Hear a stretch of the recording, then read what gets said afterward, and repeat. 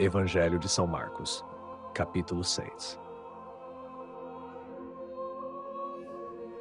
Jesus saiu dali e foi para sua terra, e os seus discípulos o seguiram.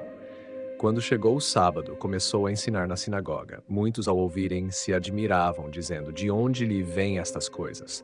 Que sabedoria é esta que lhe foi dada? E como podem tais milagres ser realizados por suas mãos?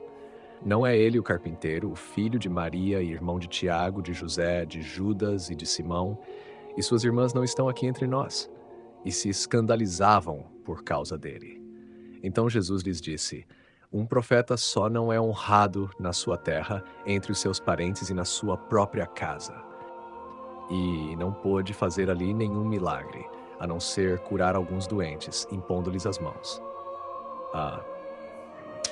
E admirou-se da incredulidade deles. E Jesus percorria as aldeias ao redor, ensinando. Chamou os 12 discípulos e começou a enviá-los 2 a 2, dando-lhes autoridade sobre os espíritos impuros. E ordenou-lhes que nada levassem para o caminho, a não ser um cajado. Não levassem pão, nem sacola, nem dinheiro no cinto, mas andassem calçados com sandálias e não levassem 2 túnicas. E lhes disse: "Quando entrarem numa casa, permaneçam ali até que saiam daquele lugar. Se em algum lugar não os receberem, nem os ouvirem, ao saírem dali, sacudam a poeira dos pés, como testemunho contra eles." Segundo Sonó, e pregaram. Os discípulos partiram e pregaram para que as pessoas se arrependessem. Expulsavam muitos demônios e ungiam com óleo muitos doentes, curando-os. O rei Herodes ouviu falar de Jesus, pois o nome dele se havia tornado conhecido. Alguns diziam: "João Batista ressuscitou dos mortos e por isso os poderes miraculosos atuam nele." Outros afirmavam: "É Elias." E ainda outros diziam: "É um profeta, como um dos profetas antigos."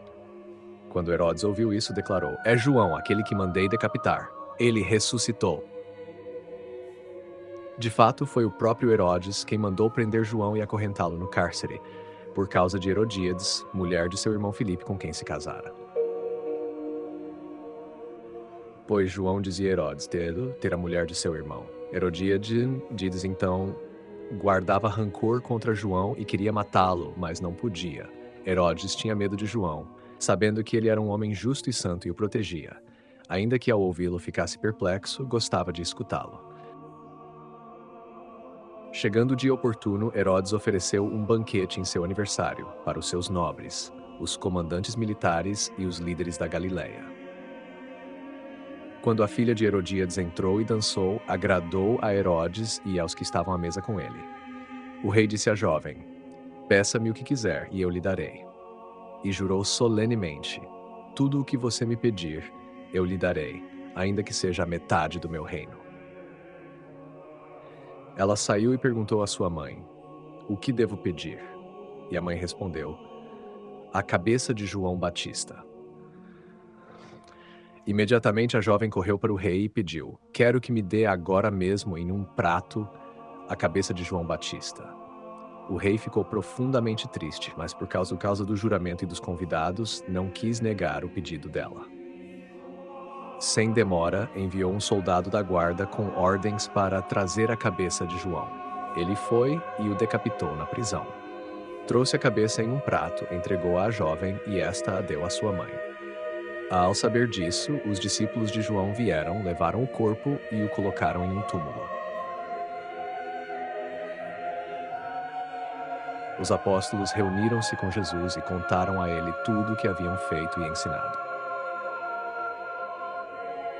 Então Jesus lhes disse: "Venham sozinhos para um lugar deserto e descansem um pouco." Havia tanta gente chegando e saindo que eles nem tinham tempo para comer. Assim, partiram de barco para um lugar deserto, afastado.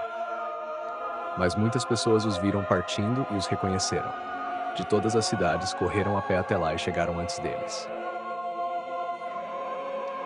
Ao sair do barco, Jesus viu uma grande multidão e sentiu compaixão por eles, porque eram como ovelhas sem pastor.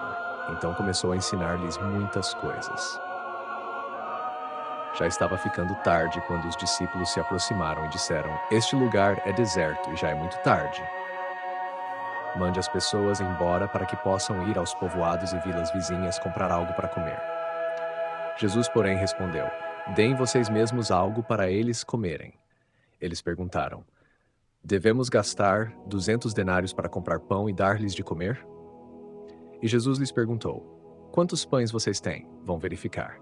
Depois de se informarem, responderam: Temos 5 pães e 2 peixes. Então, Jesus ordenou que todos se sentassem em grupos sobre a grama verde. Eles se acomodaram em grupos de 100 e de 50 pessoas. Tomando os 5 pães e os 2 peixes, Jesus olhou para o céu, deu graças, partiu os pães e os entregou aos discípulos para que os distribuíssem ao povo. Ele também repartiu os 2 peixes entre todos. Todos comeram e ficaram satisfeitos. Os discípulos recolheram 12 cestos cheios de pedaços de pão e também o que sobrou dos peixes. O número de homens que comeram os pães foi de cerca de 5.000. Imediatamente, Jesus obrigou os discípulos a entrarem no barco e a irem adiante dele para o outro lado, rumo a Betsaida, enquanto ele despedia a multidão. Depois de os despedir, subiu ao monte para orar. Já era noite, o barco estava no meio do mar e Jesus estava sozinho em terra. Ele viu que os discípulos estavam se esforçando para remar, porque o vento era contrário. Então, por volta da 4ª vigília da noite, foi até eles andando sobre o mar. Queria passar adiante deles.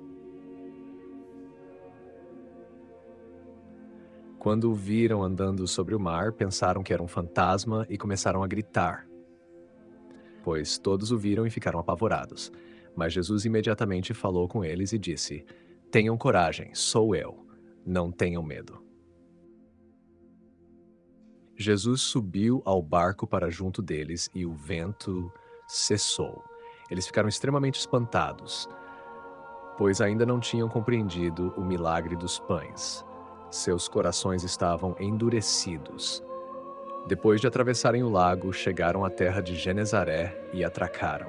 Assim que desceram do barco, as pessoas reconheceram Jesus e correram por toda a região, trazendo sobre macas os doentes para onde ouviam que ele estava.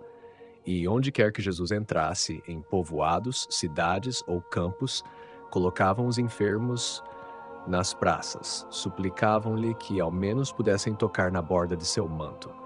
E todos os que o tocavam eram curados. Queridos ouvintes, chegamos ao fim deste audiolivro e quero expressar minha profunda gratidão a todos que permaneceram conosco até aqui. Sua dedicação em acompanhar essa obra é um verdadeiro sinal de busca pela sabedoria e pelo crescimento espiritual. Que o conteúdo ouvido possa nutrir sua alma e fortalecer sua fé. Aproveito para convidá-los a explorar as playlists do canal Caminho Católico, onde vocês encontrarão outros tesouros espirituais. São obras que podem acompanhar e iluminar sua jornada, como Castelo Interior de Santa Teresa de Jesus, Confissões de Santo Agostinho, Palavras Bíblicas com o Evangelho comentado por grandes eclesiásticos, Filoteia de São Francisco de Sales, Tratado da Verdadeira Devoção à Santíssima Virgem, de São Luís Maria de Montfort, A Imitação de Cristo, de Tomás de Kempis, e As 3 Idades da Vida Interior, do padre Garrigou Lagrange. Cada uma dessas obras oferece um caminho profundo de reflexão e conversão, e espero que possam encontrar nelas a mesma riqueza espiritual que proporcionaram a tantas gerações.